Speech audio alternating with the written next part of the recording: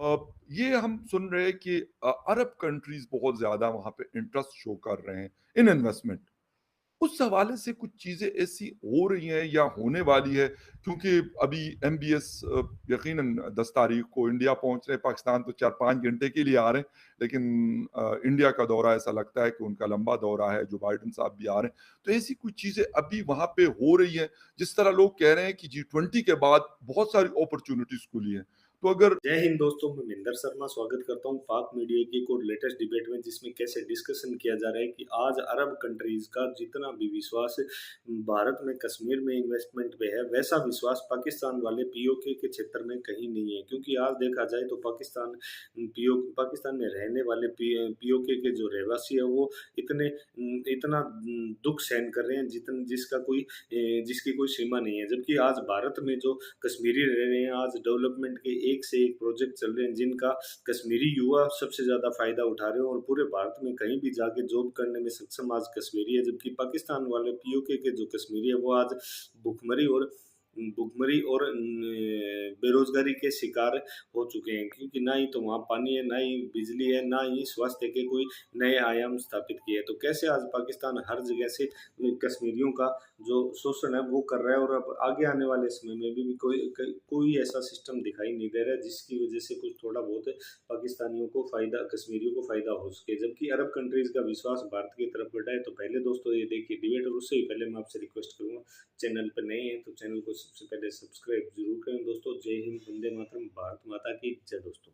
अ, ये हम सुन रहे हैं कि अरब कंट्रीज बहुत ज्यादा वहां पे इंटरेस्ट शो कर रहे हैं इन इन्वेस्टमेंट।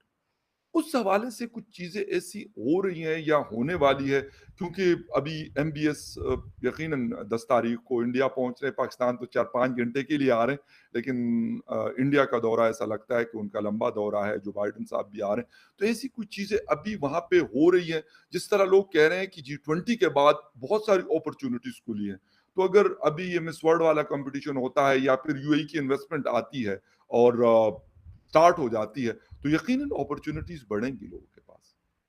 देखिए, जम्मू कश्मीर के साथ एक जो बड़ी समस्या रही, वो रही कि जो 30 साल का जो आतंकवाद रहा है वहां पे, जी। 33 साल का, उस 33 साल में शेष हिंदुस्तान ने काफी आगे प्रगति कर ली, और खासकर आईटी सेक्टर को लेकर। जी। और जम्मू कश्मीर इंस्पाइट, और ये मैं हर बार कहता हूँ, बार बार कहता हूँ, हर जगह कहता हूँ कि कश्मीर का जो मैन पावर रिसोर्स है, वो बहुत ही अच्छा मैन पावर रिसोर्स है। वो एक आईटी सेक्टर के लिए, एक बीपीओ सेक्टर के लिए बहुत ही उत्तम क्वालिटी का रिसोर्स है। मगर क्योंकि टेररिज्म के कारण वहाँ इन्वेस्टमेंट नहीं होती थी, ओके। टेररिज्म के कारण वहाँ लोग सेटअप नहीं करना चाहते थे, तो वो जो रेस्ट ऑफ इंडिया ने जो प्रोग्रेस देखा आईटी के बदौलत, वो जी। जम्मू कश्मीर उससे वंचित रह गया, उससे वो उसको नहीं मिला वो।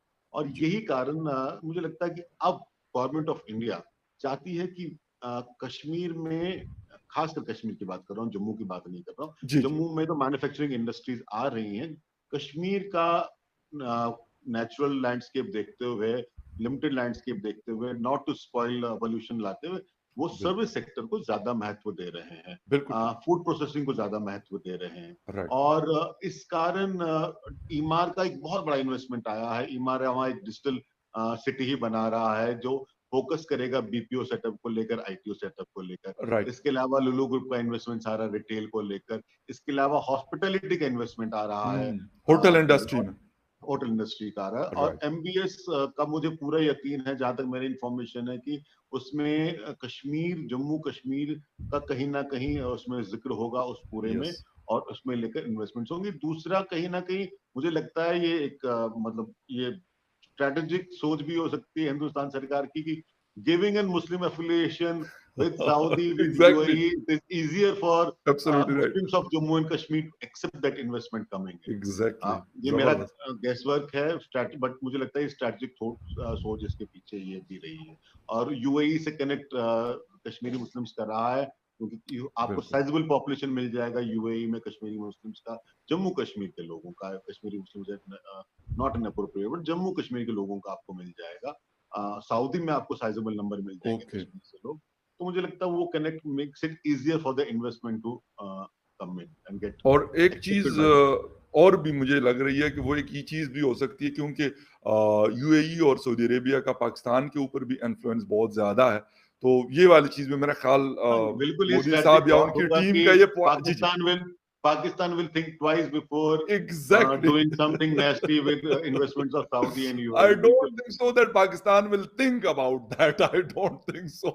क्योंकि वो नहीं, नहीं, फिर पाकिस्तान कान कुछ भी सोच मरोड़ेंगे सकता तो है। वो ऐसा कुछ नहीं करेंगे, तो वाक़ई ये आपका ये वाला जी, जी, प्लीज़।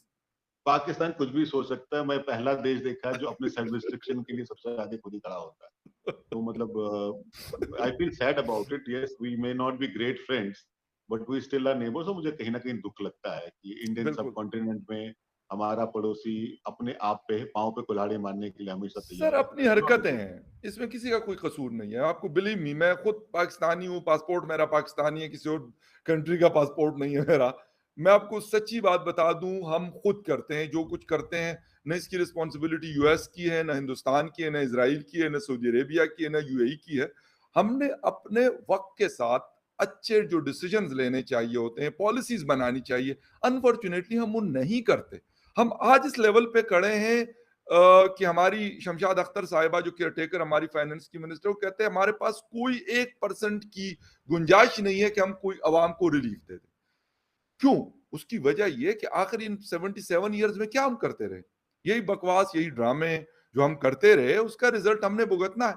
लेकिन अनफॉर्च्यूनेटली वो आम पाकिस्तानी भुगत रहा है। अफ़सोस, मुझे दुःख आप जो कह रहे हैं, मुझे भी इस चीज़ का हो रहा है कि आम पाकिस्तानी भुगत रहा है। ख़ास वाले भुगत रहे होते, तो शायद मुझे फिर नहीं, तसल्ली वो होती नहीं कि जी, भुगत रहे, वो नहीं भुगत वो रहे। नहीं भुगत रहे। मुझे याद है जब मैं स्कूल में होता था तो एक बार जीके में क्वेश्चन आया कि पर कैपिटा इनकम किसकी ज्यादा है। और जी, मुझे जहां तक याद है 360 रुपए या 300 ऐसा ही था कुछ। इंडिया का $360। तो और उस टाइम देखा मैंने पाकिस्तान की सिग्निफिकेंटली हिंदुस्तान से ज्यादा। जी, बिल्कुल। तो कहीं ना कहीं शौक भी लगा। बट ये फैक्ट था, ये स्टैटिस्टिकल फैक्ट था, इसको आप डिनाई नहीं कर सकते थे। एग्ज़ैक्टली, बिल्कुल सही। At some point of time foreign reserves, या डॉलर वैल्यू बराबर थे। तो बिल्कुल। Somewhere Pakistan has lost it track. और मुझे लगता है कि इट इज टाइम कि वो वापस ढूंढें। और अब इसके लिए सिस्टम चेंज करना है, हुक्मरान चेंज करने हैं, ये तो पाकिस्तान ही डिसाइड कर सकता है। लेकिन सर यहाँ पे तो आई एम सॉरी टू से, लेकिन यहाँ पे हुक्मरानी जिनकी है वो जिनको चाहते हैं उनको बिठा देते हैं और फिर उनसे अपनी मर्जी के काम करवाते हैं। और उनकी मर्जी ये होती है कि हमें क्या पर्सनल फायदा हो सकता है, बेनिफिट हो सकता है। और वो सिस्टम अगर अगर चेंज हो जाए, तो मैं ये नहीं कहता कि दुनिया का कोई कंट्री ऐसा नहीं है कि वो प्रोग्रेस नहीं कर सकता, वो बेहतर नहीं हो सकता। लेकिन अगर आपने हमने जाना जो है वो अफ़गानिस्तान है, काबुल है, और हमने साइड पकड़ी हुई है कश्मीर की, तो फिर हम कश्मीर क्या हो सकते हैं, हम इंडिया को क्रॉस करके किसी और कंट्री में पहुँच जाएँगे, नेपाल, भूटान पहुँच जाएँगे, लेकिन काबुल नहीं पहुँच सकते। अब अफ़सोस ये है कि हम इसी तरह के डायरेक्शनलेस किस्म की हमारी पॉलिसीज़ होती है, जिसकी वजह से, हालाँकि यकीन करें कि पाकिस्तान बेहतर हो सकता है, लेकिन लेकिन जब आता है कि करेगा कौन? करेगा कौन? पॉलिसी वाले एग्ज़ैक्टली। ख़ैर रैना साहब, कश्मीर के हवाले से थोड़ा-सा फिर चाइना वाले इश्यू पे जाऊँगा। लेकिन पाकिस्तान के पास एक कश्मीर है, एक हिंदुस्तान के पास कश्मीर है, दोनों का नाम कश्मीर है। एक को पाकिस्तान कंट्रोल करता है, एक अब इंडिया का यूनियन टेरिटरी बना है। लेकिन अगर आप एज़ ए कश्मीरी देखें या वहाँ के लोगों को देखें, क्या माइंडसेट अभी नज़र आता है? क्योंकि पाकिस्तानियों का ख़्याल था कि जी कश्मीर के जो लोग हैं, यकीनन मुस्लिम कम्युनिटी की वो बात करते होंगे कि जी वो तो हमारे लिए बस जीने-मरने को तैयार है, ये हो रहा है, वो हो रहा है। आपको लगता है कि जिस हालात से हम इस वक़्त गुज़र रहे हैं, तो वहाँ पे कोई कोई भी कश्मीरी अ, मतलब जो इंडियन मैं बल्कि कहूँ तो ज़्यादा बेहतर होगा, लेकिन उसका इलाका कश्मीर है। तो वो कोई सोच सकता है कि यार ऐसी कोई तब्दीली होनी चाहिए? नहीं, देखिए जो फ्रीडम इंडिया देता है अपने जी, सिटीजन को, सॉरी टू से इट, बट मुझे नहीं लगता कि 57 इस्लामिक कंट्रीज भी अपने सिटीजन को वो देते हैं।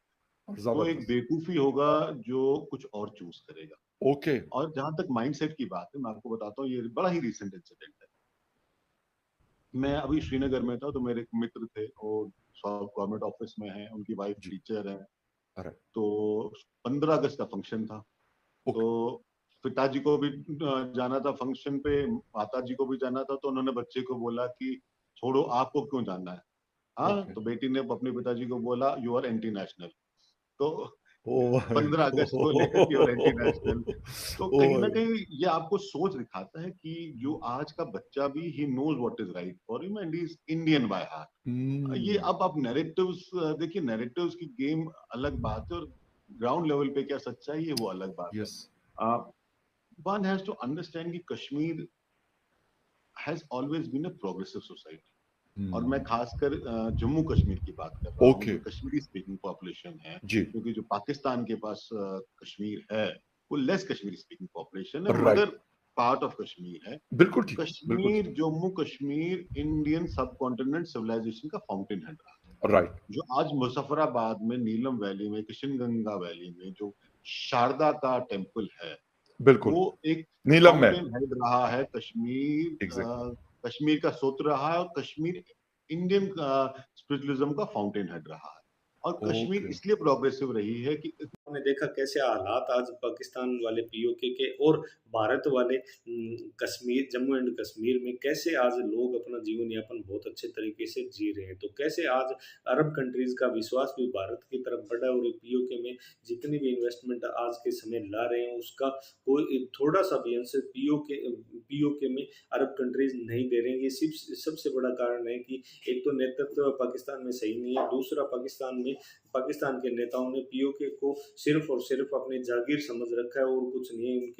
उनके जीवन यापन के लिए कोई अच्छी चीज वो नहीं दे रहे हैं, जिसका सीधा सीधा खामियाजा पीओके के रहवासी भुगत रहे हैं। तो दूसरी तरफ जम्मू एंड कश्मीर में आज एक से एक नए डेवलपमेंट प्रोजेक्ट चल रहे हैं और अरब कंट्रीज उनमें बहुत ज्यादा विश्वास दिखा रही है। तो दोस्तों इसी प्रकार की लेटेस्ट पाक मीडिया की एक से एक वीडियो, लेटेस्ट न्यूज और डिबेट के लिए चैनल को सब्सक्राइब जरूर करें। दोस्तों जय हिंद, वंदे मातरम, भारत माता की जय। दोस्तों।